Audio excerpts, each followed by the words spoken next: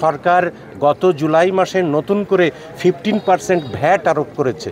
এইটা নিয়ে আমরা বিভিন্ন লেভেলে কথা বলছি।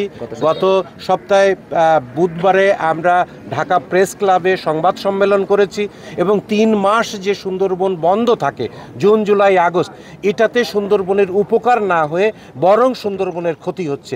এটা প্রত্যাহারের জন্য আমরা জোর দাবি জানিয়েছি।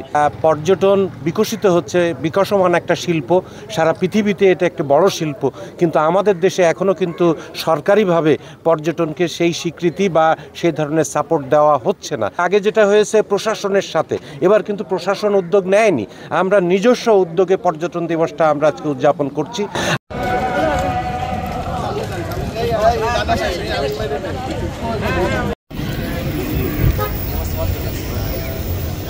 পৃথিবীতে সুন্দরবন একটাই, বাংলাদেশের সুন্দরবন একটাই, খুলনার সুন্দরবন একটাই।